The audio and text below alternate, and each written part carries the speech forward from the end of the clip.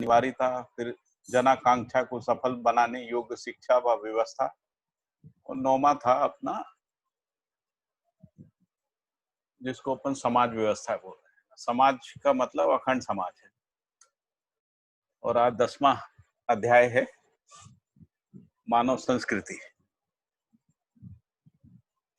तो मानवीयतापूर्ण आचरण एवं व्यवहार को स्मरण में लाने, प्रेरणा प्रदान करने एवं मार्गदर्शन करने योग्य क्षमता ही मानव संस्कृति है।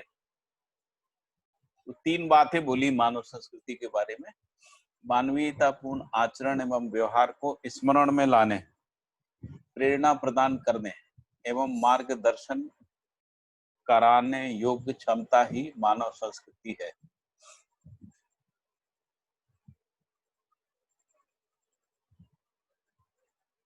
जिसमें जन्म से मृत्यु तक की वैध घटनाओं के निर्वाह पक्ष का समाया रहना आवश्यक है। जिनको हम बहुत सारे संस्कार भी बोलते हैं ना, उन सब संस्कारों का, जन्म संस्कार, जन्मोत्सव संस्कार आदि, उनका और मृत्यु तक की जो वैध घटनाएं हैं उनके निर्वाह पक्ष का समाया रहना अनिवार्य है, जो पीढ़ी से पीढ़ी को प्रदत्त हुआ करती है। तो मानवीयतापूर्ण आचरण एवं व्यवहार को स्मरण में लाने, प्रेरणा प्रदान करने और मार्गदर्शन करने योग्य क्षमता ही मानव संस्कृति है। इसके बाद कह रहे हैं कि संस्कृति को आचरण में लाना सभ्यता है। वैध घटना मतलब क्या भैया? हाँ जी, वैध घटनाएं जो लिखा है उसका मतलब भैया? जैसे जन्म है ना, नामकरण संस्कार है, जन्मोत्सव संस्कार है, इस तरीके से जो भी घटनाएं, विवाह संस्कार है, शिक्षा प्रारंभ यानी दीक्षा संस्कार है, शिक्षा समापन यानी दीक्षांत संस्कार है, ऐसे ये जो भी घटनाएं हैं जन्म से मृत्यु तक, है ना, इन सब की बात कर रहे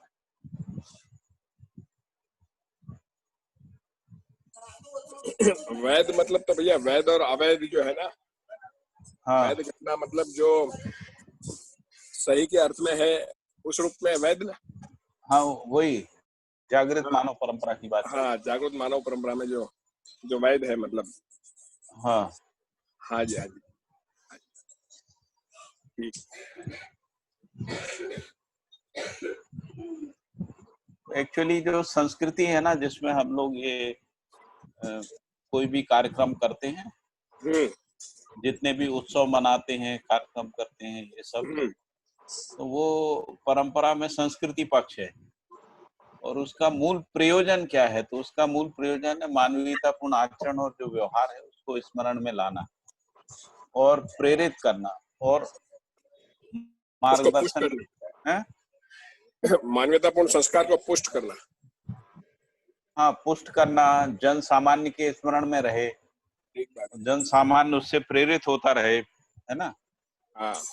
और मार्गदर्शन करने योग्य क्षमता भी रहे। मान लीजिए कहीं कोई चीज ऐसी है जो ध्यानाकर्षण कराना है, हाँ जी, तो जो भी सांस्कृतिक कार्यक्रम होते हैं उसका मूल प्रयोजन ही ये रहता है। ये तीनों बातें जो है, इसी को मानव संस्कृति कह रहे हैं। ठीक बात है भैया।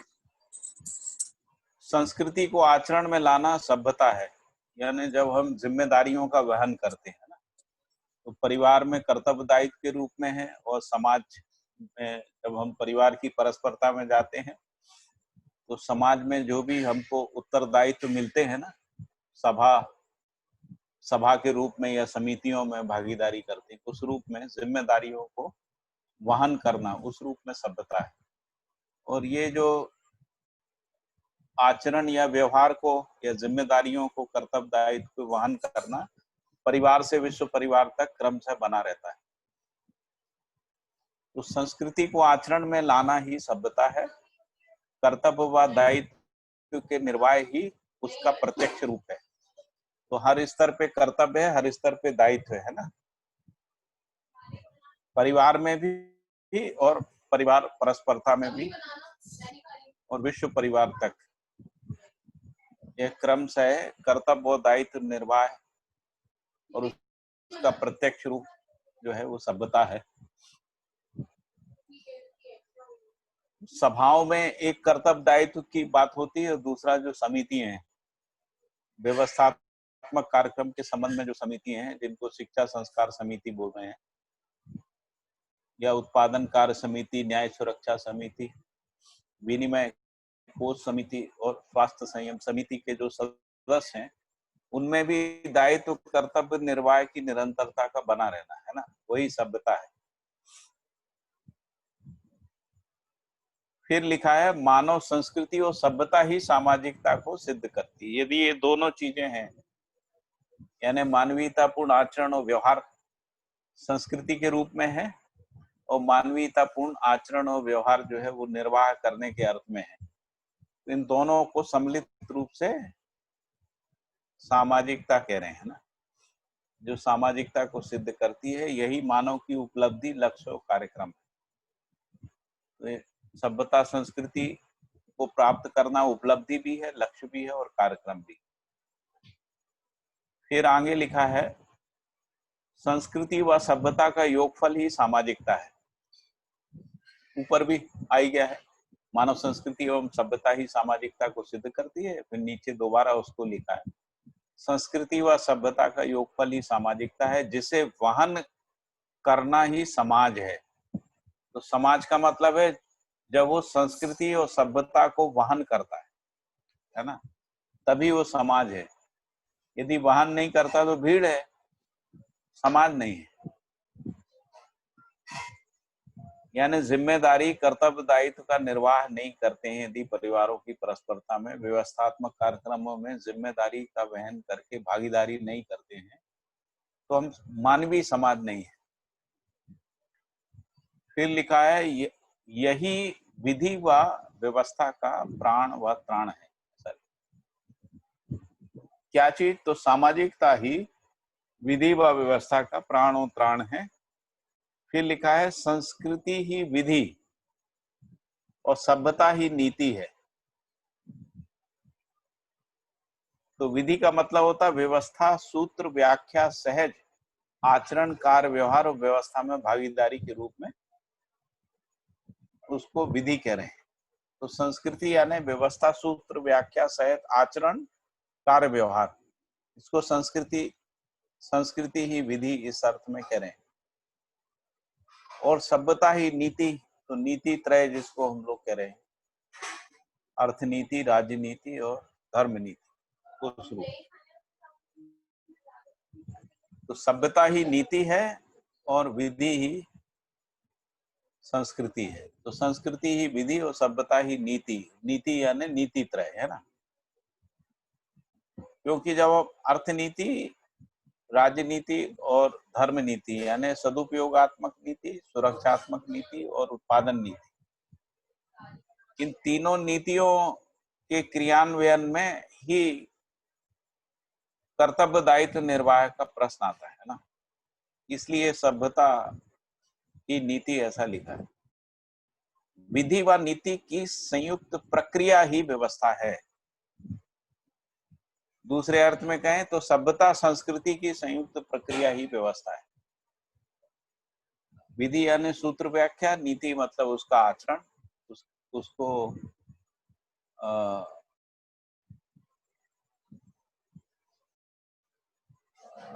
कर्तव्य दायित्व निर्वाह के प्रत्यक्ष रूप में सभ्यता ऐसा लिखा हुआ है। तो इसलिए विधि व नीति की संयुक्त प्रक्रिया ही व्यवस्था है। फिर दूसरे तरीके से इसको लिखा है व्यवस्था की चरितार्थता संस्कृति व सभ्यता के रूप में प्रत्यक्ष है। यानी विधि, संस्कृति और सभ्यता, विधि और व्यवस्था, विधि और नीति की संयुक्त प्रक्रिया के रूप में व्यवस्था है। और व्यवस्था क्या है? तो संस्कृति सभ्यता के रूप में प्रत्यक्ष है। व्यवस्था की चरितार्थता यानी उसका प्रकटन संस्कृति व सभ्यता के रूप में प्रत्यक्ष है। तो इस तरीके से संस्कृति सभ्यता से व्यवस्था है और व्यवस्था से संस्कृति सभ्यता है, यानी ये परस्पर अन्योन्याश्रित हैं। इसलिए नियंत्रण विहीन इकाई नहीं है। जागृत मानव परंपरा में नियंत्रण विहीन इकाई नहीं। यही समाधान, न्याय एवं संयम है। समाधान यानी वैचारिक आयाम में संतुलन या नियंत्रण, है ना।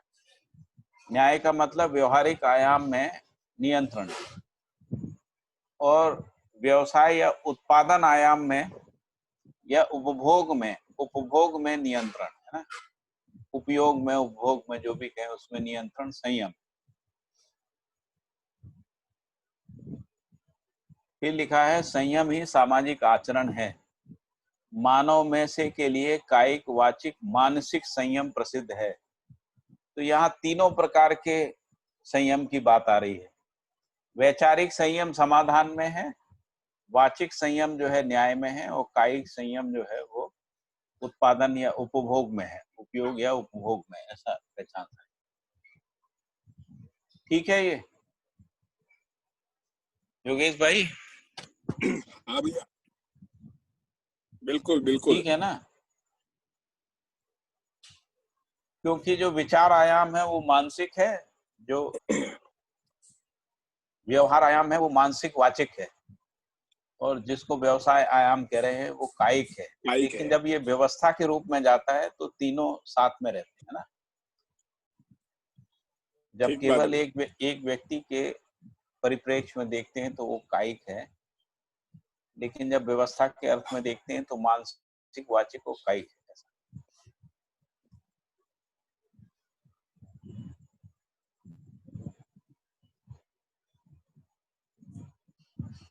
तो मानव में से के लिए कायिक, वाचिक, मानसिक संयम प्रसिद्ध है।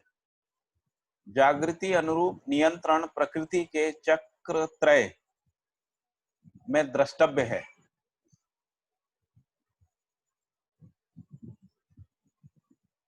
चक्र त्रय का मतलब है प्राणपद, भ्रांतिपद और देवपद। चक्र, तो जागृति अनुरूप नियंत्रण प्रकृति के चक्र त्रय में द्रष्टव्य है। प्रत्येक मानव में संयमता बौद्धिक, सामाजिक, प्राकृतिक क्षेत्र में अनुभव, समाधान, व्यवहार, आचरण एवं उत्पादन के रूप में प्रत्यक्ष है।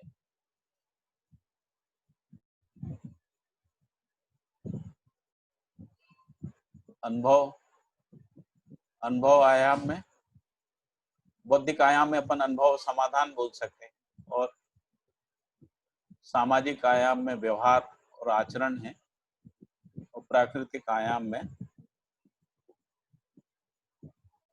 उत्पादन के रूप में प्रत्यक्ष है। तो वो चार आयाम को अगर स्मरण में रखते हैं तो बहुत सारी चीजें अपने आप चित्रित होती रहती हैं। तो प्रत्येक मानव में संयमता बौद्धिक, सामाजिक और प्राकृतिक है। इसी को ऊपर भी कहा गया, मानसिक, वाचिक और कायिक, इस तरीके से कहा गया। क्योंकि विचार जो है, विचार आयाम जो है मानसिक क्रिया है, व्यवहार आयाम मानसिक के साथ वाचिक क्रिया है।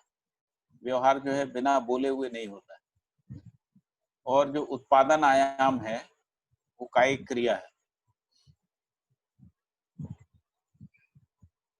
तो फिर ये लिखा, प्रत्येक मानव में संयमता बौद्धिक, सामाजिक, प्राकृतिक क्षेत्र में अनुभव, समाधान, व्यवहार, आचरण और उत्पादन के रूप में प्रत्यक्ष है। फिर लिखा है अनुभव, प्रतिष्ठा एवं समाधान क्षमता में से के लिए मानव ने अनवरत प्रयास किया है। अनुभव, प्रतिष्ठा एवं समाधान क्षमता में, अनुभव से अनुभव के लिए, समाधान में समाधान से समाधान के लिए मानव ने अनवरत प्रयास किया है। प्रत्येक प्रयास में जागृति अभिलाषा समाई हुई, और जागृति अभिलाषानुरूप प्रयास से गुणात्मक परिवर्तन निपुणता, कुशलता एवं पांडित्य पूर्वक सफल है।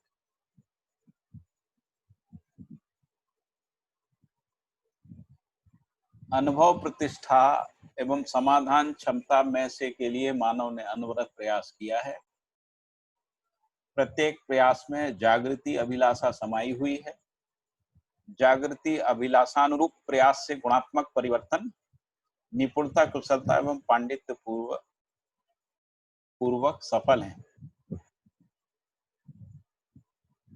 तो निपुणता का मतलब हुआ जिसको प्राकृतिक क्षेत्र बोल रहे हैं, और निपुणता के साथ कुशलता यानी प्राकृतिक और सामाजिक क्षेत्र। और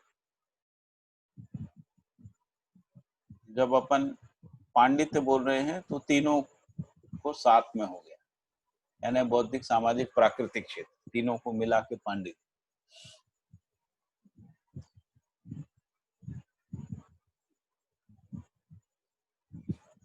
फिर आगे लिखा है कि आभास सहित आशा ही अभिलाषा है। आभास सहित आशा, भास, आभास, प्रतीति पूर्वक प्रयास में से के लिए संभावनाएं प्रत्येक मानव में पाया जाता है।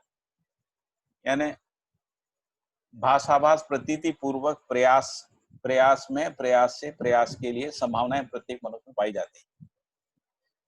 अनुभव के पहले अनुमान घटना का होना आवश्यक है। प्रत्येक मानव का प्रत्येक क्षण किसी न किसी घटना या अनुमान सहित ही है। तो कह रहे हैं कि अनुभव से पहले, यानी अध्ययनगामी विधि देखेंगे तो अनुभव से पहले अनुमान घटना का होना आवश्यक है। अनुमान और घटना का होना आवश्यक है, ऐसा भी कह सकते हैं। और अनुमान के बारे में कहा गया कि जो स्थितिबद्धता है उसी का अनुमान होता है। जो न्याय, धर्म, सत्य की जो आकांक्षा है वो भ्रमित मानव में भी बनी रहती है। न्याय, धर्म, सत्य का अपेक्षा जो है वो उसकी कल्पनाशीलता में अनुमान के रूप में बना रहता है। अनुभव के पहले अनुमान घटना का होना आवश्यक है। प्रत्येक मानव का प्रत्येक क्षण किसी न किसी घटना या अनुमान सहित ही है। प्रत्येक मानव प्रत्येक क्षण का हट जाएगा, है ना, मेरे ख्याल से का नहीं होना चाहिए। प्रत्येक मानव प्रत्येक क्षण किसी न किसी घटना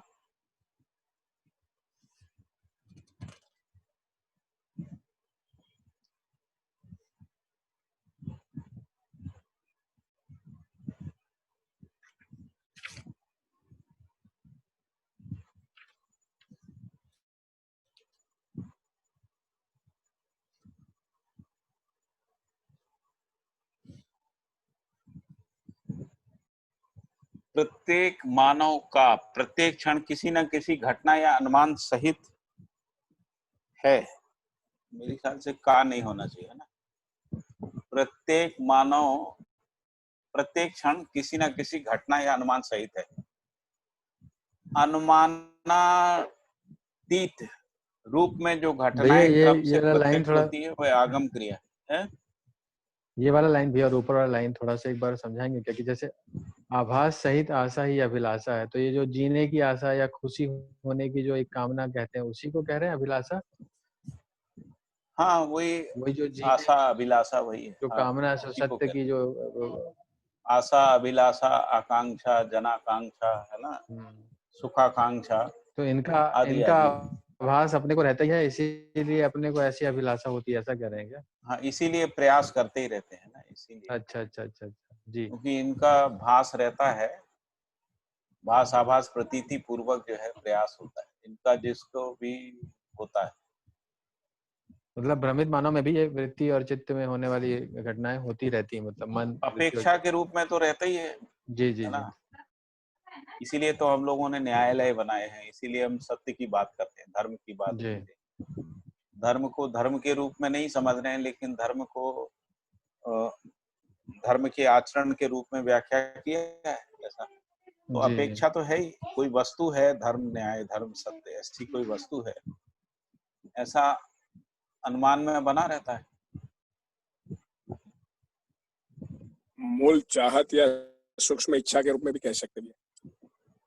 हाँ जी, है ना? चाहना कह दीजिए, मूल आकांक्षा, चाहत अभिलाषा, या तो सूक्ष्म चिराकांक्षा, इच्छा। है ना, जनाकांक्षा, मानवाकांक्षा, कुछ भी कह दीजिए।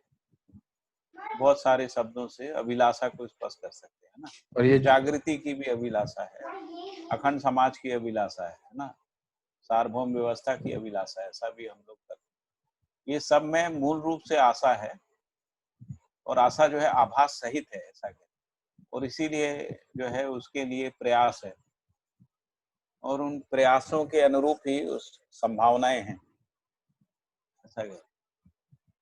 तो भास आभास प्रतीति पूर्वक प्रयास में से के लिए संभावनाएं प्रत्येक मानव में पाया जाता है। क्या की संभावनाएं हैं? आशा पूर्ति। फिर लिखा है कि अनुभव से पहले अनुमान घटना का होना आवश्यक है ना। तो प्रत्येक मानव प्रत्येक क्षण किसी ना किसी घटना या अनुमान सहित ही है। तो फिर ये जो जिसको अपन घटना कह रहे हैं, घटना का मतलब है कोई से संबंध बनना, परिवार का बनना, परिवार समूह का बनना, है ना। परिवार समूह से फिर ग्राम का बनना, ये सब घटनाएं हैं, है ना, जो क्रम से प्रत्यक्ष होती है। इसी को आगम क्रिया भी बोल रहे हैं। आगम का मतलब जो अभी तक प्रत्यक्ष नहीं हुआ है, क्रम से प्रत्यक्ष होता है, उसको आगम कहते हैं।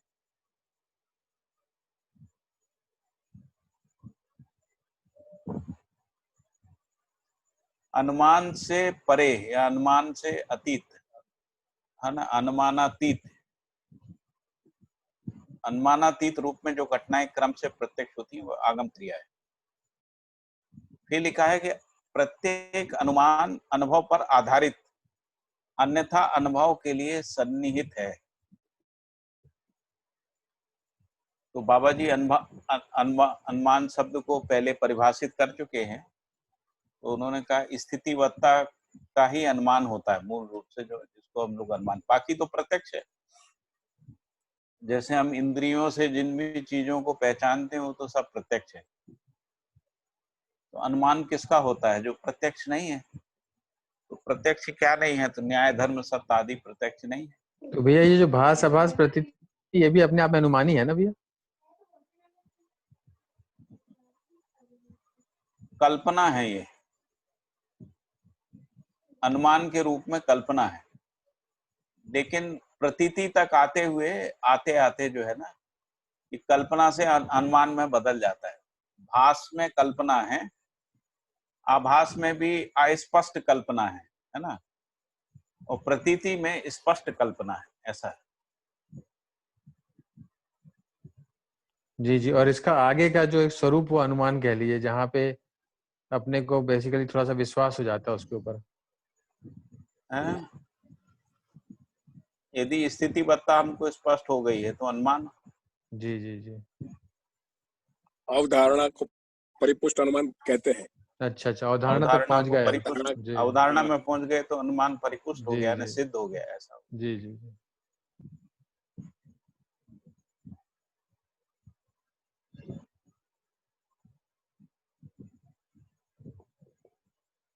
ठीक है। जी भैया जी, अब क्लियर हो गया। मतलब अनुभव के पहले जो अवधारणा होती है उसी को कह रहा है कि अनुमान घटना होना आवश्यक है, मतलब अवधारणा होना आवश्यक है। हाँ हाँ हाँ। जी जी। मैं एक और आपको कुछ थोड़ा सा डिफरेंस दिखाना चाह रहा हूँ।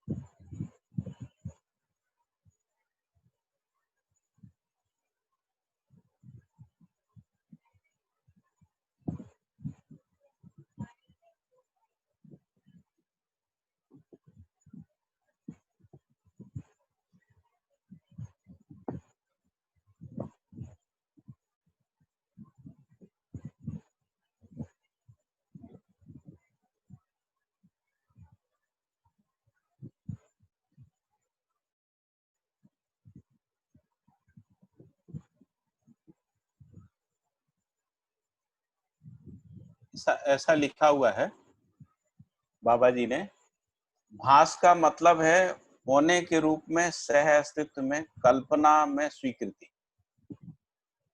अस्तित्व यानी जो होने के रूप में जो सह अस्तित्व में के बारे में कल्पना में जो स्वीकृति है उसको भास कहते हैं। यानी परम सत्य रूपी जो सह अस्तित्व कल्पना में होना और मतलब वाचन व श्रवण भाषा के अर्थ के रूप में सत्य स्वीकार होना, और आभास का मतलब है अस्तित्व की आंशिकता में प्रयोजन सहित स्वीकृति, आभास जिसको कह रहे हैं। और इसके बारे में लिखा है कि सत्य सहज होने का सामान्य स्वीकृति।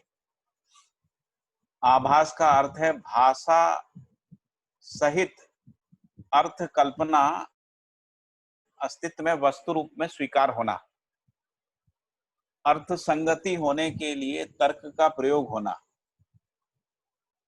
अर्थ वस्तु के रूप में अस्तित्व में स्पष्ट या स्वीकार होना, फलस्वरूप तर्क संगत होना, इसको आभास कर रहे हैं।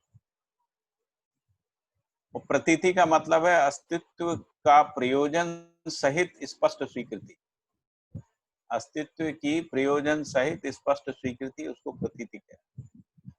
प्रतीति का अर्थ तर्क संगत विधि से सह अस्तित्व रूपी वस्तु बोध होना, अर्थ अस्तित्व में वस्तु के रूप में समझ में आना ही प्रतीति है। फलतः बोध व अनुभव पूर्वक प्रमाण चिंतन साक्षात्कार प्रणाली से अभिव्यक्त होना सहज है। तर्क अपेक्षा एवं संभावना के बीच सेतु है। तो भास, आभास और प्रतीति तीनों की परिभाषा मैंने आपको बता दी। तो भास का मतलब है कल्पना में स्वीकृति, सहअस्तित्व यानी होने की स्वीकृति कल्पना में बना रहना। जैसे हमको अपने होने की स्वीकृति कल्पना में बनी रहती है, हम हैं ऐसी स्वीकृति बनी रहती। यदि आप किसी भी परंपरा के साहित्य का अवलोकन करें तो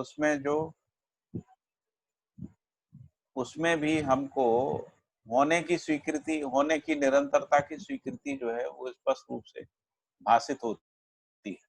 मतलब जो साहित्य लिखने वाला होता है वो अपने को विगत में हजारों साल पहले यानी जो शरीर की सीमा से परे भी जाकर अपने होने को देखता है, उसको विश्लेषित करता है, उसकी व्याख्या करता है और भविष्य में होने वाली कल्पनाओं का भी अनुमान करता है, उसका व्याख्या करता है, उसको विश्लेषित करता है ना। तो इसका मूल कारण इसी को कह रहे हैं कि भास है, यानी कल्पना में होने की स्वीकृति के रूप में भास रहता है। दोनों प्रकार के होने की स्वीकृति, जैसे जितना भी आदर्शवाद है उसमें ब्रह्म के होने की स्वीकृति जो है कल्पना में बनी हुई, और अपने होने की स्वीकृति की निरंतरता भी कल्पना में बनी हुई। और आभास में कह रहे हैं कि आंशिकता स्वीकृति हो गई है ना, तब ये कहेंगे आभास हो गया। सत्य सहज होने का सामान्य स्वीकृति हो गया है ना। आभास का अर्थ है भाषा सहित अर्थ कल्पना अस्तित्व में वस्तु रूप में स्वीकार हो गया। अर्थ संगत होने के लिए तर्क का प्रयोग होना, आभास में क्या होगा, अर्थ संगत यानी अर्थ तक पहुंचने के लिए तर्क का प्रयोग होगा। और तर्क का मतलब होता है अपेक्षा एवं संभावना के बीच में सेतु के रूप में तर्क है ना। फिर लिखा है अर्थ वस्तु के रूप में अस्तित्व में स्पष्ट तथा स्वीकार होना, फलस्वरूप तर्क संगत होना, ये आभास है ना। फिर प्रतीति है। प्रतीति का मतलब है अस्तित्व की प्रयोजन सहित यानी पूरे अस्तित्व से अस्तित्व की प्रयोजन सहित स्पष्ट यदि स्वीकृति है उसको प्रतीति कह रहे हैं। प्रतीति का अर्थ है तर्क संगत विधि से सह अस्तित्व रूपी वस्तु बोध होना। और लिखा है अर्थ अस्तित्व में वस्तु के रूप में समझ में आना ही प्रतीति है।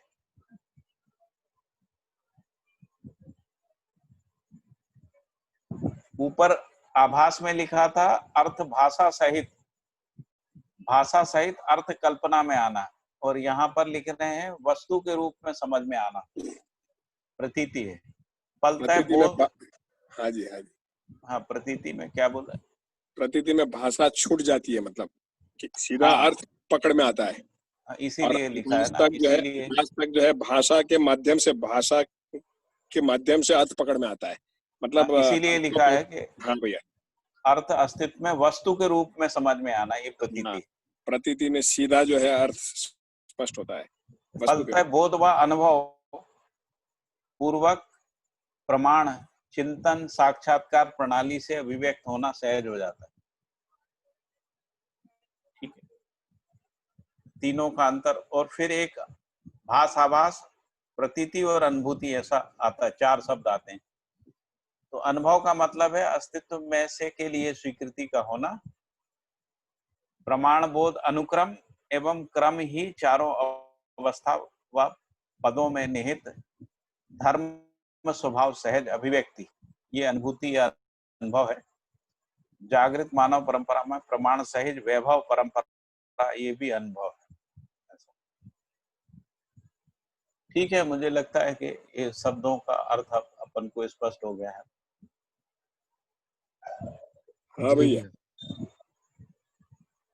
तो इसमें लिखा है कि भास आभास प्रतीति पूर्वक प्रयास में से के लिए संभावनाएं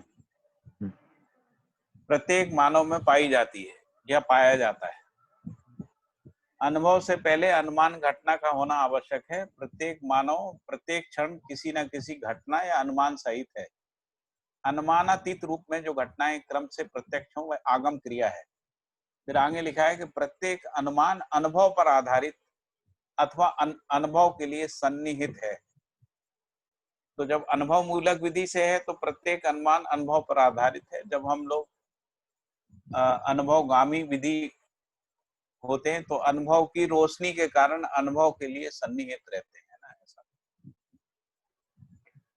भैया ये भास आभास प्रतीति वस्तु रूप में क्या है या सिर्फ भाव रूप में है? वस्तु रूप में मतलब जैसे पानी है एक वस्तु रूप में चीज है, जल है वस्तु रूप में दिखता है, इसी तरह से ये वस्तु रूप में भी है क्या कुछ? समझ है, जो अपन समझ के रहे। अच्छा अच्छा, एक समझ कल्पना में है, एक जो है भाषा के अर्थ के रूप में है, और एक जो है वस्तु के रूप में है, अच्छा और एक सह अस्तित्व में से के लिए समझ है। ये 4 तरीके से हमको समझ की गुणात्मकता समझ में आती है। ठीक, चेतन पक्ष का पूरा है। तो वस्तु कल्पना में स्वीकार होना वो भास है, वस्तु का अर्थ स्पष्ट होना, भाषा में अर्थ स्पष्ट होना वो आभास है, अस्तित्व में वस्तु स्पष्ट हो जाना है ना, वो प्रतीति है, और सह अस्तित्व में वस्तु को देख लेना है ना, यानी जो सह अस्तित्व में से के लिए वस्तु को देख लेना वो अनुभूति। ठीक भैया, धन्यवाद। उस भाषाभास प्रतीति अनुभूति वस्तु नहीं है, वस्तु तो सह अस्तित्व है। ठीक भैया, हाँ, वो जागृति का एक स्तर है, ऐसा कह सकते, या समझने का एक स्तर है, ऐसा कह सकते, समझने का एक अनुक्रम है।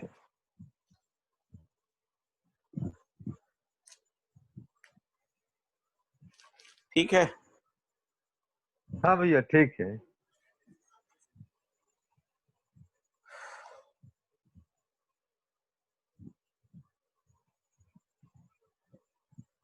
प्रत्येक अनुमान अनुभव पर आधारित है या अनुभव के लिए सन्निहित है। प्रत्येक अनुमान अनुभव के पूर्वा में है। पूर्वापर का परिभाषा याद है योगेश भाई?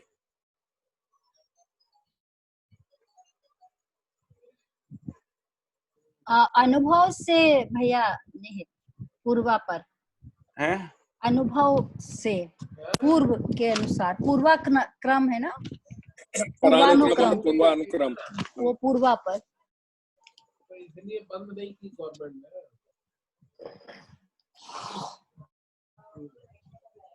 अच्छा, तो आप कह रहे हैं कि अनुभव पर आधारित है वो पूर्वा है, ऐसा है? या तो दोनों लिखा है क्या? जी एक बार चेक कर लेते हैं। पूर्वा पर दोनों शब्द आ रहे हैं ना इसमें। अनुभव के पूर्व और अनुभव के बाद, ऐसा तो नहीं है भैया? भैया क्या सेंटेंस है? प्रत्येक अनुमान अनुभव के पूर्वापर में है। अच्छा, प्रत्येक अनुमान अनुभव के पूर्वापर में है।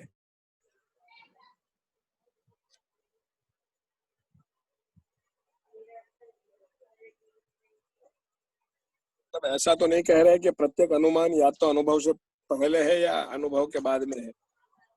अनुभव के बाद में भी मुझे अनुमान। लगता है कि ये जो है ना, दोनों को मिला के शब्द बनाया गया है, मुझे भी यही लग रहा है देखने से। पूर्वानुक्रम और परानुक्रम। हाँ, उसी को लग रहा है, जोड़ दिया गया तो है। हाँ, तो उनको जोड़ के कहा कि पूर्वा पे है या पर पे है ना? पूर्व पे दोनों है तरह या, से अनुमान। हाँ,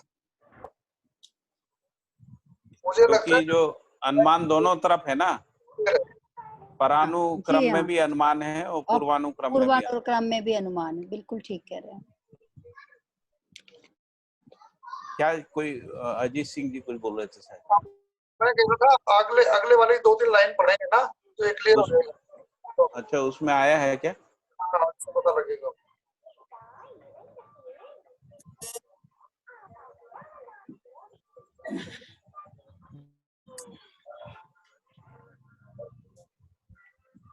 अनुमान ही शोध पूर्वक, हाँ, अनुमान ही शोध पूर्वक भास आभास प्रतीति के रूप में उदय होता है, जिसके आधार पर मानव में योजना विचार कल्पना का प्रसव होता है। हाँ, ये अनुभव के बाद भी मतलब अनुमान रहता है योजना वोजना का और इन सब चीजों का ना। अनुमान है, अनुभव से पहले तो अनुमान रहता ही रहता है। ये अनुभव के बाद जब कार्य योजना वगैरह कोई इम्प्लीमेंटेशन और ये सब चीजें करते हैं ना अपन, वो भी अनुमान पे ही आधारित होते हैं, जिसको प्रयोग प्रमाण बोल रहे हैं। ये जो पूर्वापर का परिभाषा लिखा है परिभाषा संहिता में, जी, लिखा है पर का तात्पर्य शरीर मूलक और पूर्व अर्थात अनुभव मूलक, जो वही जो हम लोग अभी समझ रहे थे वही ठीक था। तो ये कार्य योजना वगैरह जो बनाएंगे तो इसमें जो 2-3 प्रमाण की बात कर रहे हैं जो परिभाषा संहिता है उसमें जो अर्थ लिखा है वो मैंने अभी बताया पढ़ के। हाँ जी, पूर्वापर लिखा है ना, तो पर का तात्पर्य शरीर मूलक हाँ, और पूर्व का तात्पर्य अनुभव मूलक, जी जी, वही जो मैंने कहा था, हम्म, पूर्वानुक्रम और परानुक्रम। अनुभव दोनों तरफ होता है ना, अनुभव जो अनुमान है वो दोनों तरफ ही होता है। जी, अनुभव। प्रत्येक अनुमान अनुभव के पूर्व पे या अनुभव के पर रूप में भी होता है। अनुमान ही शोध पूर्वक भास आभास प्रतीति के रूप में उदय होता है, जिसके आधार पे मानव में योजना विचार कल्पना का प्रसव होता है, जो अनुभव में प्रमाणित होता है। फिर लिखा है कि अध्ययन पूर्ण क्रियाएं। भैया ये जो लाइन है इसमें मतलब ये अनुभव के पहले की जो योजना विचार और कल्पना के बारे में बात कर रहे हैं, अनुभव के बाद वाली नहीं है ना, क्योंकि ये तो प्रमाण अनुभव में प्रमाणित होता है। इसका मतलब अनुभव के पहले शोध पूर्वक अनुमान से भास आभास प्रतीति का उदय होना, ऐसा मैं समझ रहा हूँ। मतलब हमारे नहीं, जो अनुमान जो जो अनुमान जो अध्ययन है वो कर दोनों रहे तरफ हो। है। एक है अनुभव के लिए, दूसरा है प्रमाण के लिए, है ना? जिसको अपन मानव परंपरा में देखेंगे वो जी, प्रमाण के लिए है, और एक है अनुभव के लिए। तो दोनों स्थिति में शोध पूर्वक भास आभास प्रतीति के रूप में उदय होता है, ऐसा बताया। तो जब हम लोग अध्ययनगामी विधि से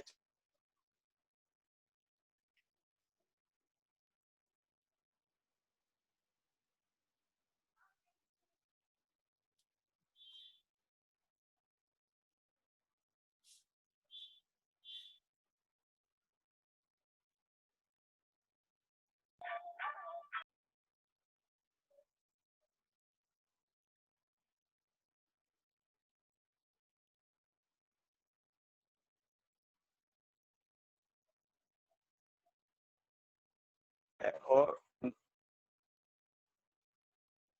हेलो।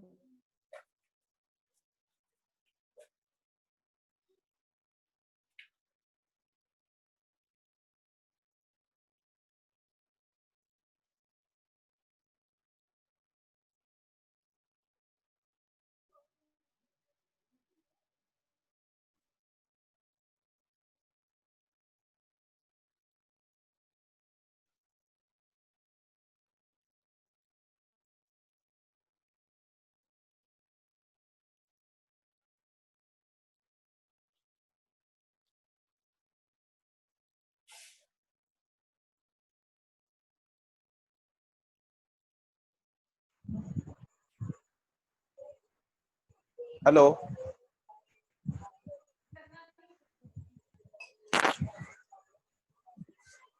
हेलो, हाँ भैया, आवाज आ रही है? आवाज अब आ रही है, बीच में बिल्कुल चली गई थी। बीच में डिस्कनेक्ट हो गया था, अच्छा, अब आई आवाज। अभी रिकनेक्ट हुआ है। बस बस, तो अब तो आ रही है।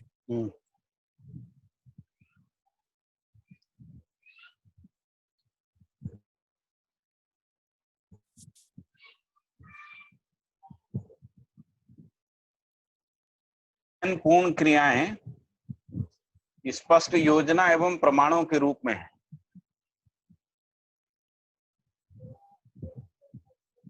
योजना का परिभाषा लिखा है, सर्व शुभ फल परिणाम के लिए किए जाने वाले कार्यों, व्यवहार निश्चयन और प्रक्रिया का निश्चय, उसको योजना कहते हैं।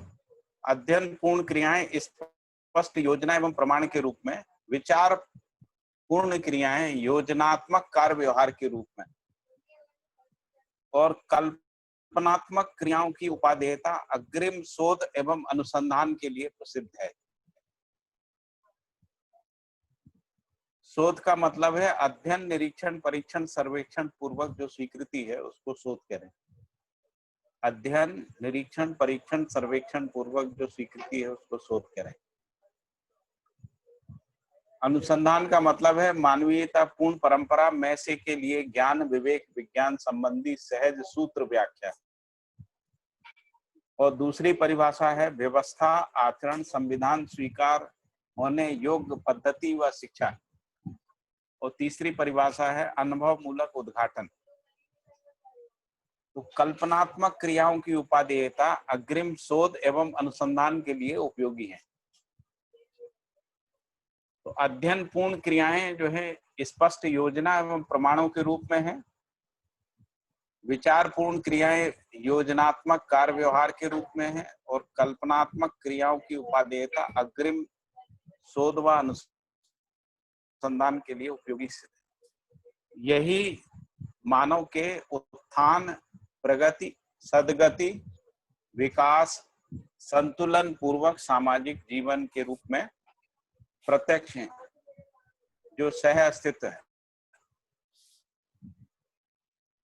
उत्थान की परिभाषा है निर्भ्रमता की ओर गति, समाधान, समृद्धि, अभय, सह अस्तित्व क्रम में गति, इसको उत्थान करें।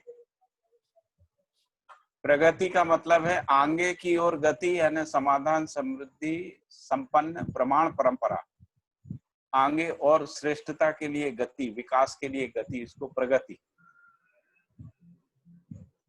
और सद्गति यानी जागृति सहित मानवीय लक्ष्य संपन्नता की ओर स्थिति गति।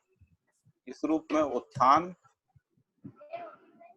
सद्गति, विकास, संतुलन पूर्वक सामाजिक जीवन के रूप में प्रत्यक्ष है, जो सहस्तित्व है।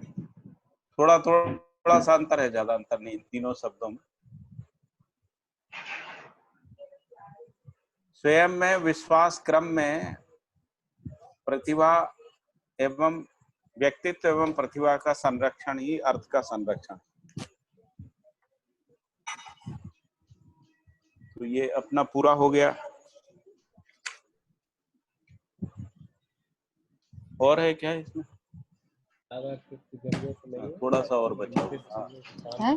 लिमिटेड से काम चलाओ, जो जरूरी है किसी से मंगा वो ले।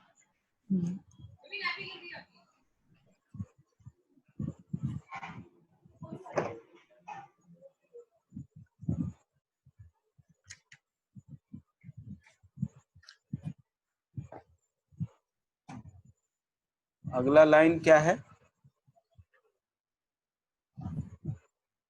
भैया?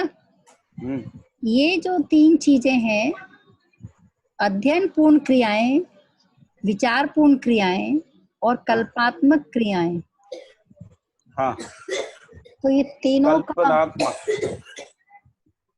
विचार भी कल्पना का ही हिस्सा है या विचार जो है? विचार कल्पना का हिस्सा नहीं है। अच्छा, विचार तो जो है समाधान, विश्लेषण क्रिया है ना, विश्लेषण, विवेचना हाँ, तो क्रिया, यदि व्याख्या आप क्रिया। कल्पना कहेंगे तो उसमें विचार तो आता ही है ना, चित्रण और विचार कल्पनाशीलता में। हाँ, जब आप कल्पनाशीलता कह रहे हैं तो यहाँ पे क्या डिफरेंस के लिए कह रहे हैं तीनों?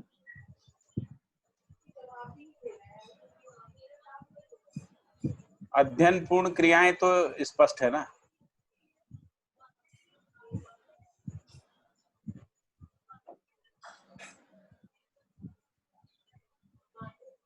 अध्ययन पूर्ण क्रिया स्पष्ट है कि नहीं है, पहले ही बताइए। तो अध्ययन पूर्ण में अनुभव तो नहीं है ना, या अध्ययन पूर्ण है तो अनुभव शामिल है? नहीं, अध्ययन या पूर्ण कल्पना या संकल्प जो है उसकी बात है। अध्ययन पूर्ण होना मतलब संकल्प, अवधारणा की बात है। इसमें लिखा है ना, स्पष्ट योजना का पता लगना एवं प्रमाणों के रूप में, ये अध्ययन पूर्ण हो गया। अध्ययन पूर्ण हो गया, ठीक है। अध्ययन पूर्ण क्रियाएं है ना।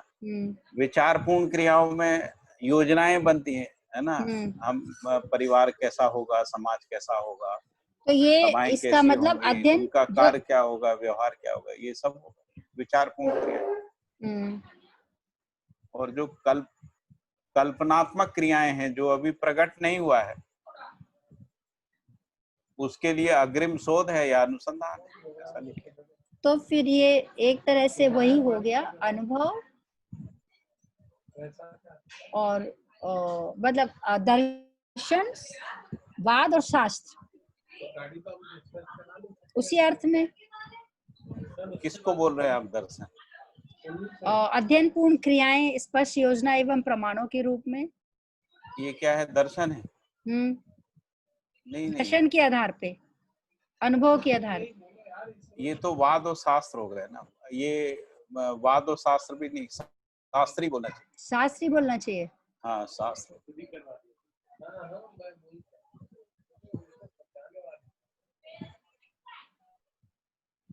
ये जो शास्त्र है ना, वही तो। उसके आधार पे फिर विचारपूर्ण क्रियाएं योजनात्मक कार्य व्यवहार के रूप में। नहीं, उसके आधार पे क्यों बोल रहे हैं? नहीं, मैं कह रही विचारपूर्ण क्रियाएं योजनात्मक उससे पहले है विचारपूर्ण क्रिया, अध्ययन से पहले। विचारपूर्ण क्रियाएं अध्ययन से पहले है ना। योजनाएं ही तो प्रमाणित होंगी ना अध्ययन पूर्ण क्रियाओं में। जो जिसको अपन कह रहे हैं कि कार्य और व्यवहार का स्पष्ट हो जाना, इसको समाधान भी कह रहे हैं ना। हर कोण, हर आयाम, हर परिप्रेक्ष्य में कार्य व्यवहार की स्पष्टता हो जाना, उसको विचारपूर्ण क्रियाएं। सर्वतोमुखी समाधान उपलब्ध हो जाना, विचारपूर्ण क्रियाएं। तो समाधानात्मक व्यवस्थात्मक विचार है, योजना के रूप में विचार स्पष्ट हो जाए। उसको विचारपूर्ण क्रियाएं मतलब समाधानात्मक विचार, व्यवस्थात्मक विचार, धर्मपूर्ण विचार, अच्छा, योजनात्मक विचार है ना। तो विचार किसका है? कार्य और व्यवहार का ही है, इसी का तो विचार है। तो विचार पूर्ण क्रियाएं हुई, और जब वो अध्ययन पूर्ण हो गई तो वो स्पष्ट योजना हो गई और प्रमाण के रूप में भी आ गई, तब वो अध्ययन पूर्ण हो गई है। अच्छा, और कल्पनात्मक मतलब अभी कल्पना में है, उसका आधार स्पष्ट नहीं है, आधार स्पष्ट नहीं। हाँ, तो ये ठीक है, हो गया है मतलब। हाँ, इस तरह से विचार से अध्ययन। नया भी स्पष्ट हो गया, ठीक। और कल्पनात्मक क्रियाओं की उपादेयता है, यानी अग्रिम शोध। अभी जो हम लोग जिस विधि से चल रहे हैं वो शोध विधि है ना। जी। यानी अध्ययन, निरीक्षण, परीक्षण, सर्वेक्षण पूर्वक स्वीकृतियों की ओर बढ़ रहे हैं,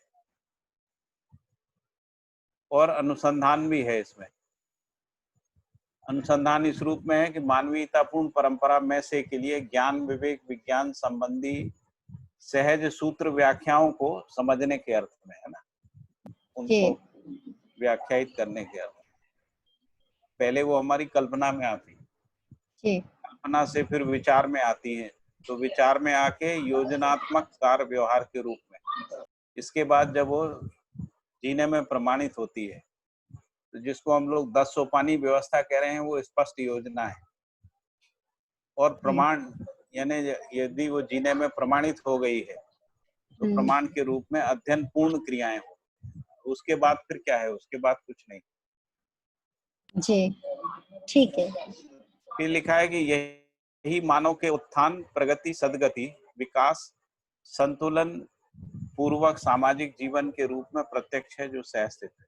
तीनों चीजें, ये तीनों सम्मिलित रूप से मानव के उत्थान, प्रगति, सद्गति, विकास आदि में। फिर लिखा है स्वयं में विश्वास क्रम में व्यक्तित्व एवं प्रतिभा का संरक्षण ही अर्थ का संरक्षण है। इसके बाद अगला सेंटेंस क्या लिखा हुआ है किताब में? सह अस्तित्व के बिना मानव की प्रगति नहीं है।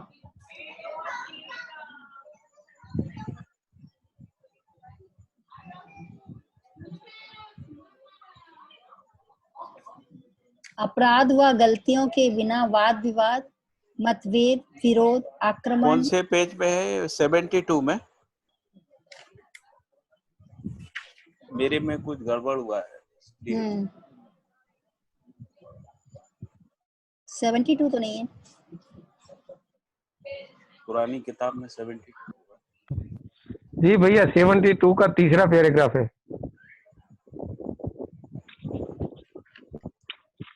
हाँ जी, इसमें है सह अस्तित्व के बिना मानव की प्रगति नहीं है। फिर है अपराध व गलतियों के बिना वाद विवाद, मतभेद, विरोध, आक्रमण, संक्रमण, आतंक, द्रोह, विद्रोह, अविश्वास, निग्रह प्रक्रियाएं संभव नहीं है। इन सबके मूल में व्यक्तित्व का संवैधानिक संरक्षण का नहीं होना ही है। यही विद्रोह या समाज से विमुखता है। ये है ना आपकी किताब में? जी हाँ है, सेम ही है। ठीक।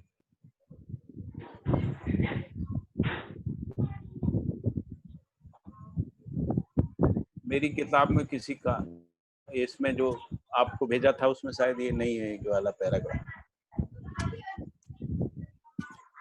फिर है व्यक्तित्व को स्थापित करने में व्यक्ति जब सफल होता है तब पराभववश समाज से विमुख होता है। व्यक्तित्व को स्थापित करने में व्यक्ति जब असफल होता है तब पराभववश समाज से विमुख होता है, जिसे स्थापित करने के लिए वर्तमान व्यवस्था और पद्धति का विरोध करता है। यही विद्रोह है। मानवीयता का सम्मान, संरक्षण, संवर्धन, प्रोत्साहन एवं आचरण का पालन न होना ही द्रोह है। यदि मानवीयता का सम्मान, संरक्षण, संवर्धन, प्रोत्साहन, आचरण का पालन नहीं हो रहा है वो द्रोह है। इससे सम्मान पूर्वक व्यवहार सिद्ध नहीं है, फलतः इसका विद्रोह है। यही वाद विवादात्मक स्थिति अमानवीयता की सीमा में युद्ध परंपरा के रूप में है। फिर लिखा है इसलिए अमानवीयता से मानवीयता पूर्ण जीवन में संक्रमित होने की बाध्यता न्याय की याचना के रूप में प्रत्येक व्यक्ति में अभिव्यक्त है, जो 10 सोपानी व्यवस्था में प्रत्यक्ष है। अमानवीयता से मानवीयता पूर्ण जीवन में संक्रमित होने की बाध्यता न्याय की याचना के रूप में प्रत्येक व्यक्ति में अभिव्यक्त है, जो जन्म से ही है, जो 10 सोपानी व्यवस्था में प्रत्यक्ष है। 10 सोपानी व्यवस्था में न्याय की याचना व्यक्ति, परिवार, समाज, राष्ट्र, अंतरराष्ट्र के स्तर पर बनी रहेगी। न्याय की साम्यता एवं न्याय के ध्रुवीकरण के लिए ही प्रत्येक स्थिति में प्रयास है। तो न्याय की साम्यता एवं न्याय के ध्रुवीकरण के लिए प्रत्येक स्थिति यानी व्यक्ति, परिवार, समाज, राष्ट्र, अंतरराष्ट्र में या 10 सोपानों में सभी व्यवस्थात्मक कार्यक्रमों में न्याय की साम्यता एवं न्याय के ध्रुवीकरण के लिए प्रत्येक स्थिति में प्रयास है।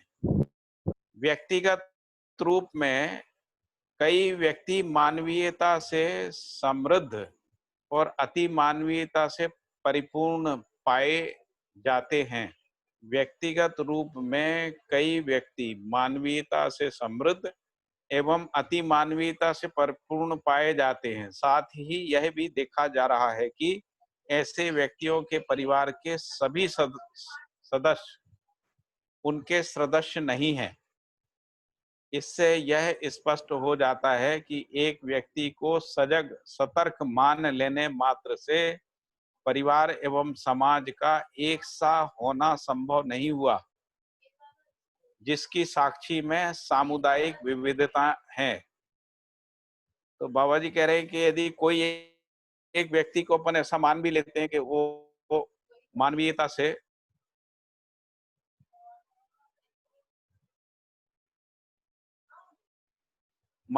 से समृद्ध है या उसमें अति मानवीय कोई परिपूर्णता आ गई है, तो ऐसी स्थिति में ये देखते हैं कि वो परिवार के अन्य सदस्य उसके सदस्य नहीं है। तो इससे यह स्पष्ट होता है कि एक व्यक्ति के सजग और सतर्क हो जाने मात्र से परिवार समाज का एक सा होना संभव नहीं है।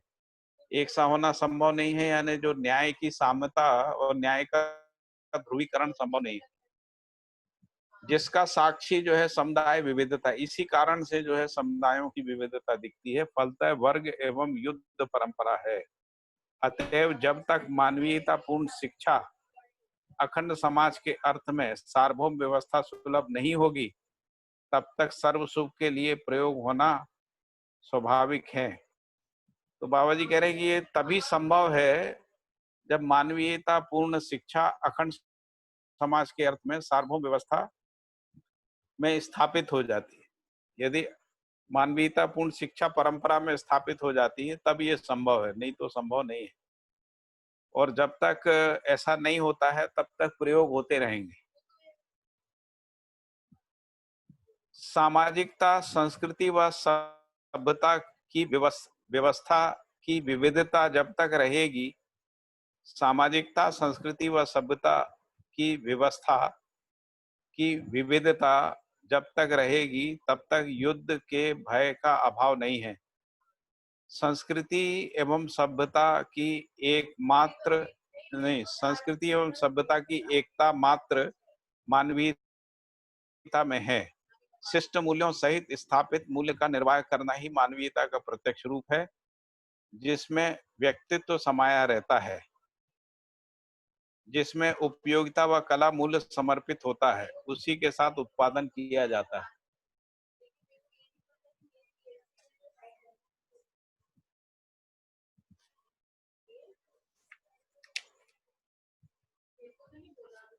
ठीक है, और कुछ रह गया इसमें?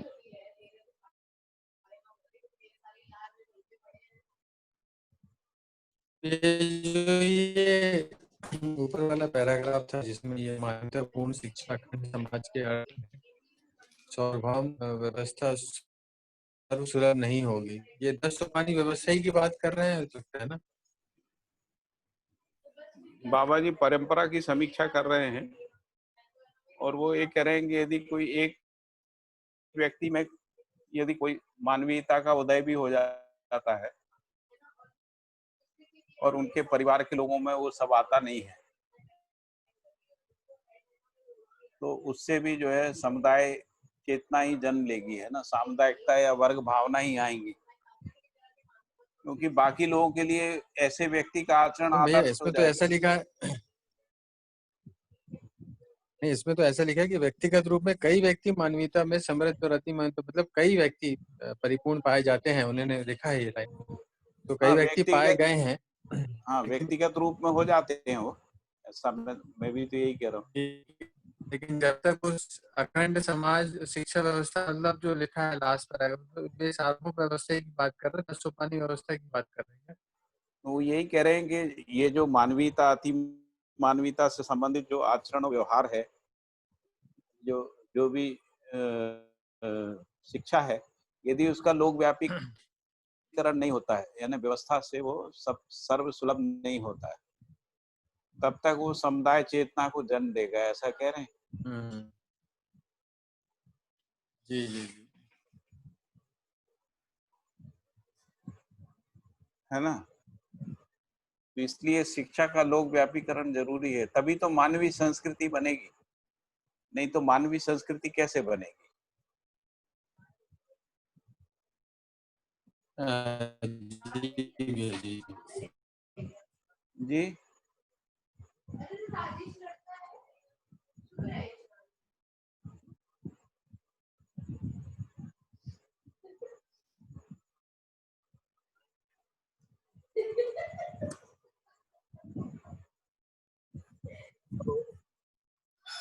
ठीक है, इसमें और कोई मुद्दा हो तो बताइए, नहीं तो आगे बढ़े।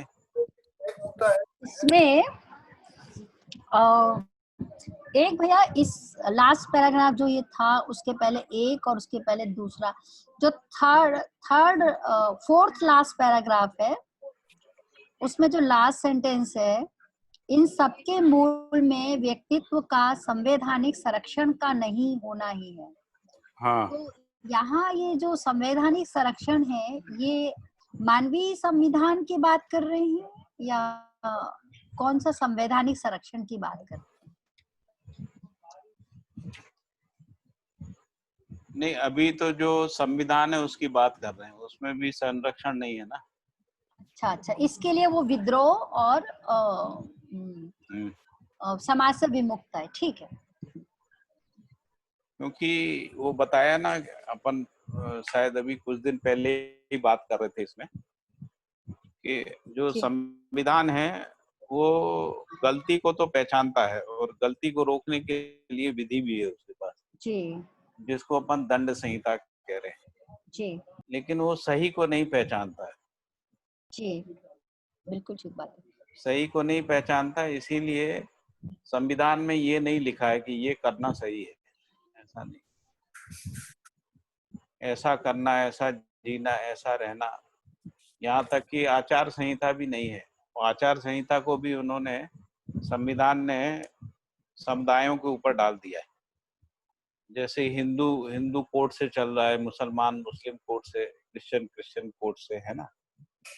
तो संविधान ने अपना कोई एक आचार संहिता को विकसित ही नहीं किया। बिल्कुल, हाँ, ये और ठीक उसका है। नहीं करने का मूल कारण है क्योंकि आचार संहिता में सहमति नहीं बन पाई लोग। इसलिए सबको कह दिया अपना अपना रख लो, आप अपने अपने तरीके से चलो, राज्य अपना काम करेगा। जी। और राज्य जो भी, यहाँ तक कि जो धार्मिक लोग भी अगर झगड़ेंगे तो राज्य उनको दंडित करेगा, ऐसा। इसलिए राज्य जो है धर्म से ऊपर आ गया। ये बहुत सारी बातें बाबा जी ने जनवाद में करी है। जब कभी जनवाद पढ़ेंगे उसमें बहुत सारा ये सब आया है चर्चा के मुद्दों में। तो इसलिए जो मानवीय आचरण का स्वरूप जो है उस संविधान में आया नहीं। वही अभी तक की समस्या है कि कॉमन सिविल कोड नहीं बन पा रहा ना, उसका मूल कारण यही। तो जहां पर कोई एक धर्म का डोमिनेशन रहता है वहां पे वो लोग एक आचार संहिता का डोमिनेशन देखने को मिलता कॉन्स्टिट्यूशन में। भले भाषा के रूप में कुछ भी लिखा हो, सेकुलर लिखा हो, लेकिन वहाँ का जो समाज है या व्यवस्थाएं हैं वो उसी से संचालित होती है ना।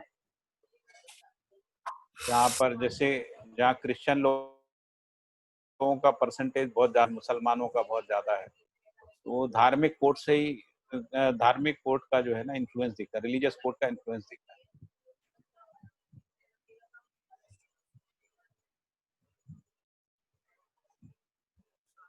तो इसीलिए सहअस्तित्व के बिना मानव की प्रगति नहीं है।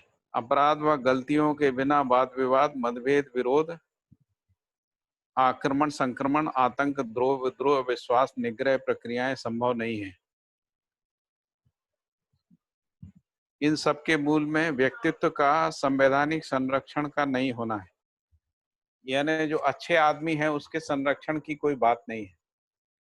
प्रोत्साहन की बात तो है, जैसे वो जो हम लोग पद्मश्री वो देते हैं ना, पद्म विभूषण आदि देते हैं, भारत रत्न देते हैं, लेकिन यदि उनको भी देखें तो वो ज्यादातर राजनीतिक कारणों से ही मिलते हैं, तो कोई अच्छे आचरण की स्वीकृति के रूप में नहीं मिलते।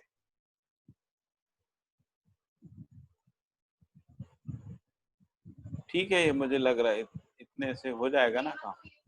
जी भैया बिल्कुल ठीक है। काफी सही हो गया, कनेक्ट अच्छा। और कोई मुद्दा अगले अध्याय पे चलें या इसको आज यहीं पे रोकें, कुछ और इस पे डिस्कस कर लेते हैं। पाठक जी, इसका फर्स्ट जो पैराग्राफ है ना, हाँ हाँ इस चैप्टर का, जी जी, जिसमें ये लिखा है, जिसमें जन्म से मृत्यु तक वैध घटनाओं के निर्वाह पक्ष का समाया रहना आवश्यक है। मान्यतापूर्ण आचरण एवं व्यवहार को स्मरण में लाने। अच्छा, ये जो पहला है, मानवीयतापूर्ण आचरण एवं व्यवहार को स्मरण में लाने, प्रेरणा प्रदान करने एवं मार्गदर्शन कराने योग्य क्षमता ही मानवीय संस्कृति है। ऐसा हाँ तक ठीक है। इसके आगे जो लिखा है, हाँ, इससे आगे लिखा है, जन्म से मृत्यु तक की वैध घटनाओं के निर्वाह पक्ष का समाये रहना आवश्यक है, मतलब जो पीढ़ी से पीढ़ी को प्रदत्त हुआ करती हैं। क्या मतलब हुआ इसका? तो जिनको हम लोग संस्कार कह रहे हैं ना, बाबा जी ने संस्कारों को डिफाइन किया, जन्म संस्कार से मृत्यु संस्कार तक, वो तो आए थे पहले, उनको वैध घटनाएं कह रहे हैं।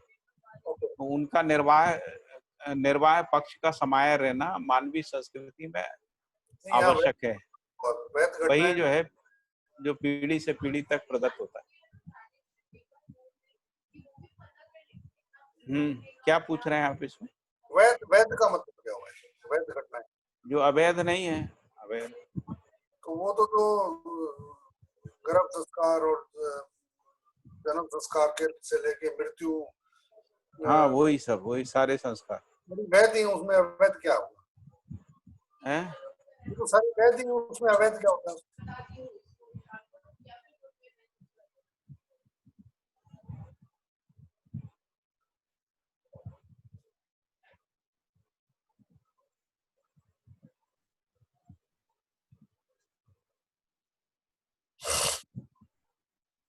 अवैध का मतलब है जो अमानवीयता के पक्ष में है, वो अवैध है।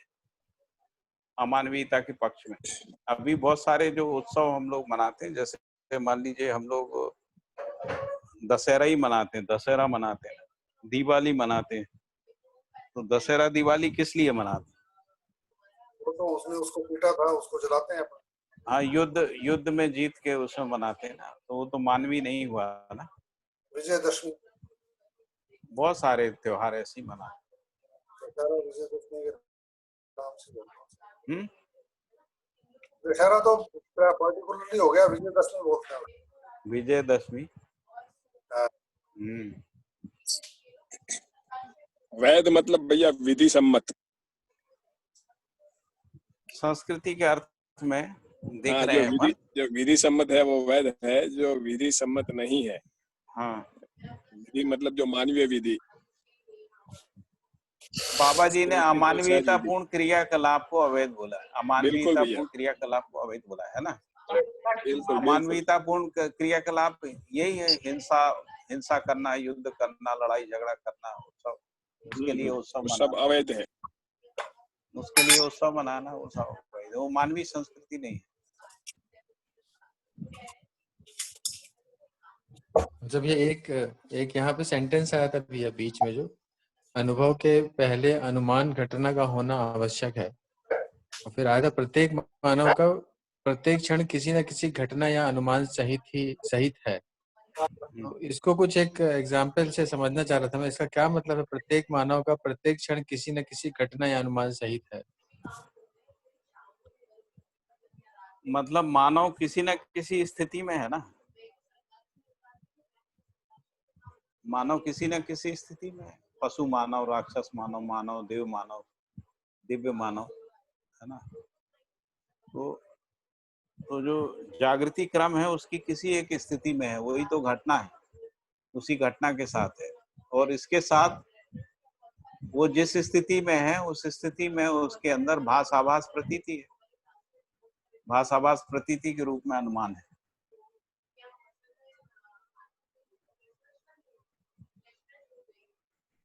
जैसे मान लीजिए अमानवीयता में कोई है, भ्रमित मानव है, तो भ्रमित मानव में भास है। किसका भास है? अपने होने का और ब्रह्म का भास है। या और सरल भाषा में कहें तो सुख का भास है। सुख नाम की कोई चीज है, न्याय नाम की कोई चीज है, धर्म नाम की कोई चीज है, सत्य नाम की कोई वस्तु है, ऐसा भास है। तो इसलिए अनुमान के साथ ही है वो।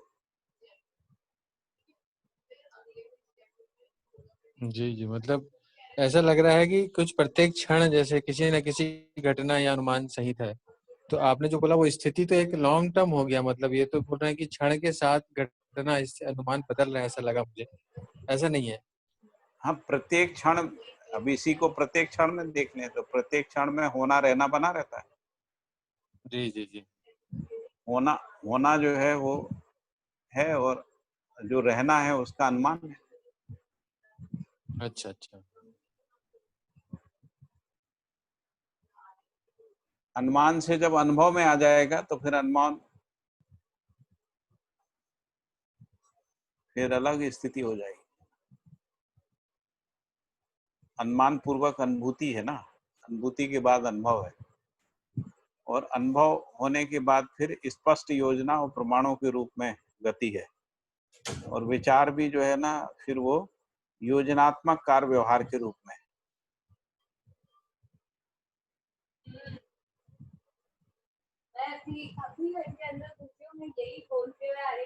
ये लिखा है ना कि उसी के नीचे आप पढ़ें तो जिसके आधार पर मानव में योजना, विचार, कल्पना का प्रसव होता है, जो अनुभव में प्रमाणित होता है।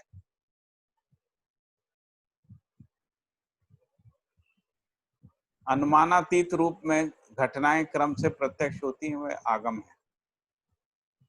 प्रत्येक अनुमान अनुभव पर आधारित, अन्यथा अनुभव के लिए सन्निहित है।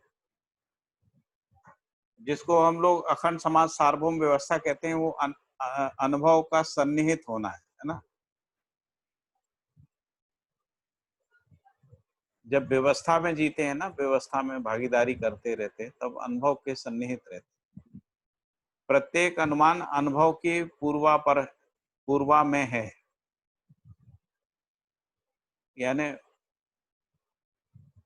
पूर्वानुक्रम और परानुक्रम के रूप में है। प्रत्येक अनुमान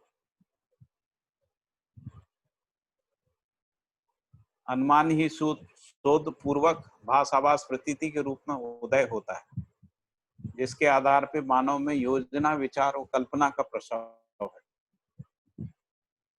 ये लिखा है कि जो कल्पना है वो अग्रिम शोध और अनुसंधान के लिए उपयोगी है, और विचार जो है वो योजनात्मक कार्य व्यवहार के रूप में है, और जो अध्ययन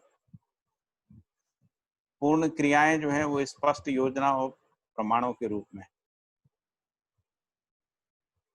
स्पष्ट योजना के बिना प्रमाण नहीं हो सकता है ना, इसलिए स्पष्ट योजना अध्ययन पूर्वक ही। स्पष्ट योजना कोई अवधारणा कह रहे हैं, इसको अपन अवधारणा कहते हैं ना, स्पष्ट योजना।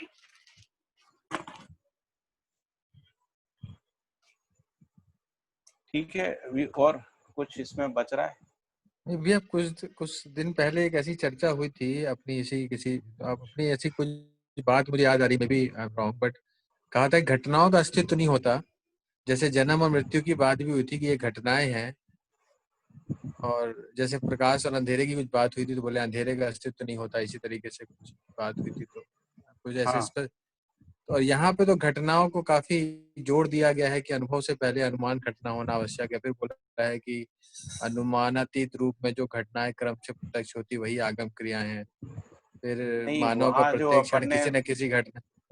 उस समय जो बात की थी वो ये कहा था कि मृत्यु जो है वो मृत्यु की बात कर रहे थे, मृत्यु जी का अस्तित्व नहीं है, ऐसा कहते। जी जी जी, एक घटना है और उसका अपन ऐसा कुछ कह रहे थे। तो हाँ, इसको मैं उस तरीके से देख रहा था, थोड़ा मुझे ऐसा लग रहा था कि घटनाओं को फिर इतना जोर क्यों दे रहे हैं अब यहाँ पे। घटना मतलब जो विकास क्रम विकास है, वही तो घटना है। जागृति क्रम जागृति, वही घटना है जो प्रत्येक क्षण जो घट रहा है, हो रहा है, जी, जो विकास हो रहा है, विकास क्रम में, जो जागृति भी क्रम में जो जागृत, हाँ, जी जी। वही घटना है। और तो इसमें जो इस रूप में देखते हैं तो मृत्यु घटना नहीं होती है, मतलब मृत्यु विकास क्रम और जागृति क्रम में नहीं आता है क्या? भैया वो शायद ना कुछ गलत वो चला गया है। जो घटना का अस्तित्व नहीं है ऐसा नहीं कहा जा रहा, घटना तो होती है, मृत्यु का अस्तित्व हाँ, नहीं है ऐसा। हाँ, घटना नियम पूर्वक होती है, वो ध्यान में आने की बात। ऐसा था, उसमें बात ये हुई थी, मुझे ऐसा कुछ याद आ रहा है कि जो शरीर का बनना और शरीर का विघटित होना है ना, इसको कह रहे हैं। जी हाँ, जी तो हाँ, जो यही जीवन की हाँ। ना तो मृत्यु होती है ना जीवन की उत्पत्ति होती है, उस तरीके से जन्म नहीं होता है ना, इसको अपन कह रहे हैं। तो इस तरीके से जन्म और मृत्यु जो है, जो मृत्यु के बारे में लिखा था, मुझे ऐसा याद है, मृत्यु जो है वो इसी में था कि अभ्यास दर्शन में ही था। जी जी जी, इसी में था कुछ। हाँ, जी जी जी, इसी में अभ्यास दर्शन में था। अभ्यास दर्शन में ही था ना, तो मृत्यु के बारे में बात चल रही थी, मुझे ऐसा जी कुछ जी, याद आ रहा है। उसको बाबा जी ने कहा था कि वो उसका अस्तित्व नहीं है, ऐसा बोला। जैसे भ्रम का जी ऐसा कुछ मैंने परिचय शिविर में भी सुने भ्रम, हुए हैं कि घटनाओं से हम सीखते हैं, घटनाओं को ही हम अपना बेस मानते हैं, लेकिन घटनाओं से कुछ ज्यादा सीखने को होता नहीं, क्रियाओं से सीखना होता है। ऐसा तो घटनाओं को लेके मेरे मन में एक ऐसा भास बन गया है, घटनाओं को उतना महत्व तो नहीं होता है, बट वो जो सेंटेंस है वो मिल गया मुझे, मैंने इसमें सर्च कर लिया। वो लिखा अच्छा। है, असत्य, अज्ञान, अंधकार एवं मृत्यु भाषित होते हुए भी स्थिति में नहीं है। वो जो सेंटेंस था, जी जी जी, पेज नंबर 9 पे है, जो अभी हमारा वाला है, पेज 9 पे, यानी मेरे ख्याल से अध्याय 2 में होगा, है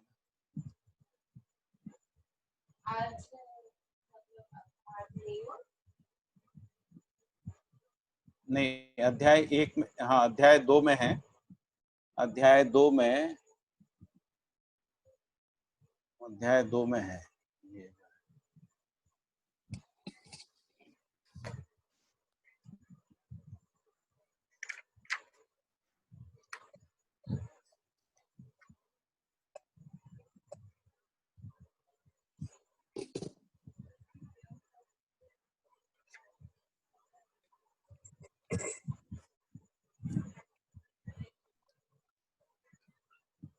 हाँ दिनेश भाई।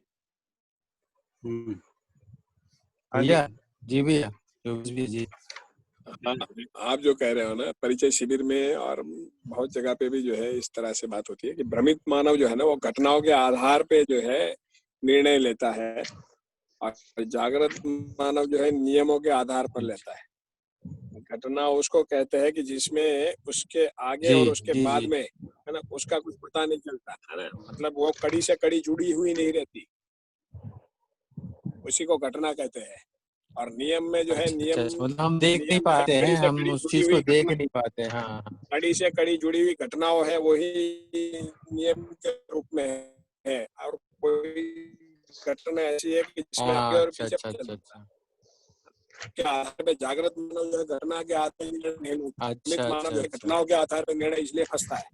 भ्रमित मानव जो है नियम को नहीं पहचानता, घटना जो है वो नियम पकड़ में नहीं आता, लेकिन नियम से घटना समझ में आती है।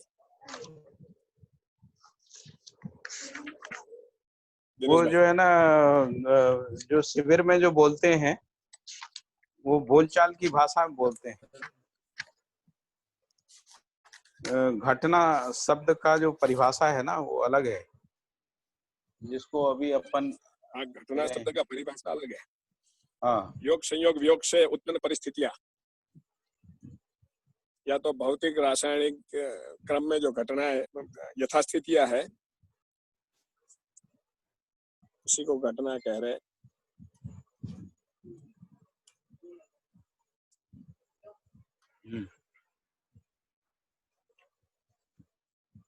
घटना की परिभाषा में कहो भैया।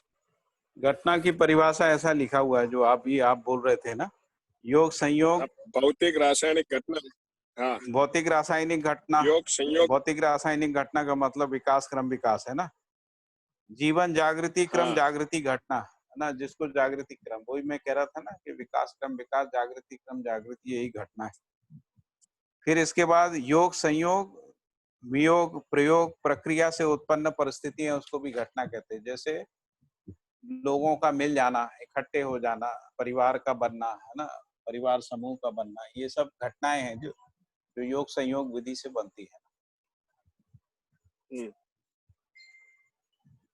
प्रकृति में भी होता है ना, जो जड़ प्रकृति है उसमें इस विधि से विविधताएं बनती हैं जो घटनाएं हैं ना। जैसे विविध प्रकार की वनस्पतियों का बनना, वो किसी योग संयोग वश बनता है या वियोग वश बनता है। बहुत सारी घटनाएं प्रयोग वश भी होती हैं, हम प्रयोग करके कोई नई चीज पैदा कर लेते हैं, वो भी प्रयोग वश भी होती है। प्रयोग प्रक्रिया से उत्पन्न होने वाली जो परिस्थिति, उनको भी घटना कहते हैं। तो घटनाओं को दोनों अर्थों में लिया है ना। तो शिविर में जो बोलते हैं वो बोलते हैं बोलचाल की भाषा, घटनाओं से प्रभावित नहीं होना है, नियम से चलना है, ऐसा जी जी जी ऐसा बोलते हैं। लेकिन घटनाओं से मुक्त नहीं है मानव। मानव जो है, कोई भी क्रियाकलाप जो है ना, वो घटनाओं से मुक्त नहीं है। एक्चुअली घटनाओं के रूप में ही सारा प्रकटन प्रकाशन है।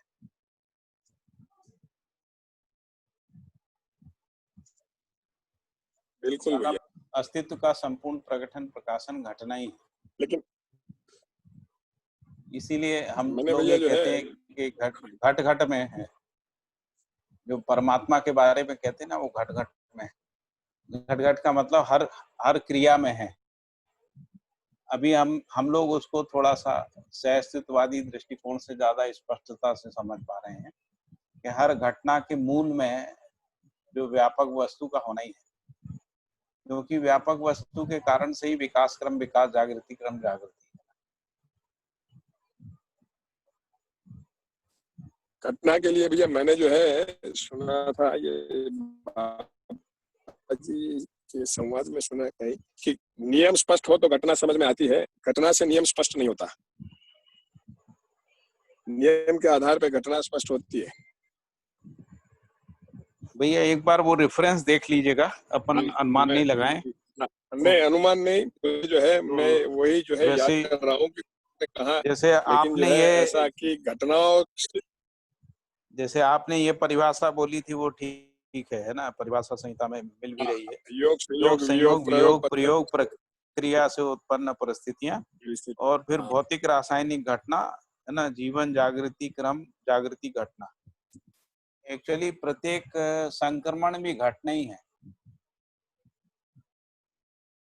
बिल्कुल भैया। ये भास आभास प्रतीति होना भी एक घटना होगी क्या? वो भी वो अनुमान सहित घटना है ना। अच्छा अच्छा अच्छा, जी जी जी। मतलब कोई भी चीज का घटना ही है ना। जी जी जी। वो एक चीज घटती है, वो घटना है। जैसे हमको कोई चीज समझ में आया है कि घटना से नियम स्पष्ट नहीं होता। जैसे हमको कोई चीज समझ में आ गई है ना, तो हम कहेंगे घट गया। घट गया।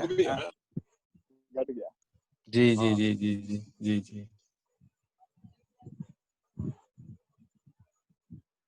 तो मैं ये नहीं कह रहा हूँ कि जो आप कह रहे हैं वो गलत है योगेश भाई, है ना। मैं केवल इतना कह रहा हूँ कि वो रेफरेंस देख के फिर अपन बात करें। अपन अध्ययन कर रहे हैं ना, तो अपन मेमोरी के आधार पे ना चलें। कोशिश ये करें कि अपन मेमोरी के आधार पे ना चलें। इसीलिए तो मैं जो है जब तक हमको पूरा ये सर्वतोमुखी समाधान संपन्न नहीं हो जाए, तब तक सतर्कता विधि से चलना चाहिए। तो सतर्कता विधि ये है कि अपन एक बार देख लें। मैं खुद भी देखता ही रहता हूँ, आपने देखा ना, मेरे को याद, मेरे परसेप्शन में रहता है कोई ना कोई अर्थ, लेकिन फिर भी मैं कोशिश ये करता हूँ कि बिना रेफरेंस के नहीं करूँ। चलो ठीक बात है भैया।